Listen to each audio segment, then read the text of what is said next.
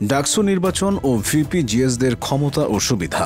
দীর্ঘ প্রতীক্ষার পর অনুষ্ঠিত ঢাকা বিশ্ববিদ্যালয় কেন্দ্রীয় ছাত্র সংসদ ডাকসু নির্বাচনে এবার ভূমিধস বিজয় অর্জন করেছে শিবির। শিবিরের এই ঐতিহাসিক বিজয় শুধু ক্যাম্পাসেই নয়, দেশের সামগ্রিক রাজনীতিতেও নতুন মাত্রা যোগ করেছে।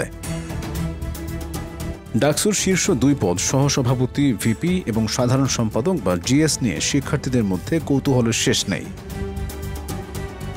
সবার মনে একটাই প্রশ্ন, এই ভিপি ও জিএস আসলে কি কি ক্ষমতা ও সুবিধা পান? কেনই বা এই নির্বাচনকে ঘিরে এত উত্তেজনা তৈরি হয়?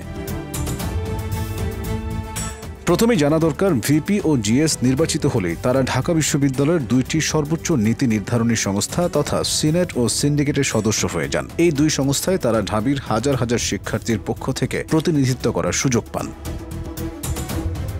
বিশ্ববিদ্যালয়ের যে কোনো উন্নয়ন পরিকল্পনা, বাজেট প্রণয়ন, নীতি নির্ধারণ সব ক্ষেত্রেই তাদের মতামত গুরুত্বের সাথে বিবেচনা করা হয়। এই সিনেট ও সিন্ডিকেটে দেশের শীর্ষস্থানীয় অনেক বিশিষ্ট ব্যক্তিত্ব সদস্য হিসেবে থাকেন। সেখানে ভিপি ও জিএসও তাদের মতোই সমান ক্ষমতা সম্পন্ন সদস্য হন।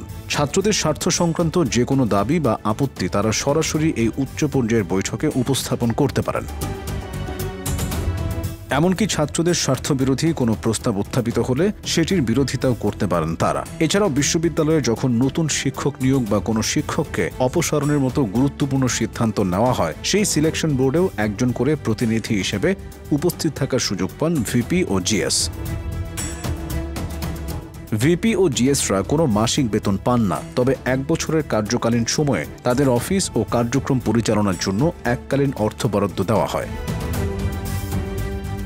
সাবেক এক জিএসের ভাষ্যমতে এই বরাদ্দের পরিমাণ সর্বোচ্চ 10 লক্ষ টাকা পর্যন্ত হতে পারে, যার মধ্যে ভিপির জন্য প্রায় 5 লক্ষ টাকা এবং জিএসের জন্য প্রায় 5 লক্ষ টাকা বরাদ্দ থাকে।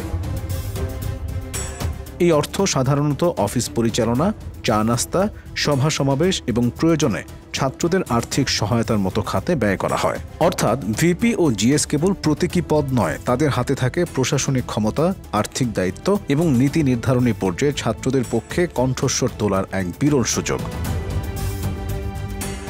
তাই এই পদ দুটিকে ঘিরে এত তীব্র প্রতিযোগিতা, উত্তেজনা ও আগ্রহ থাকা একেবারেই স্বাভাবিক। আমাদের ভিডিওগুলো যদি ভালো লেগে থাকে তাহলে অবশ্যই আমাদের ইউটিউব চ্যানেলটি সাবস্ক্রাইব করুন।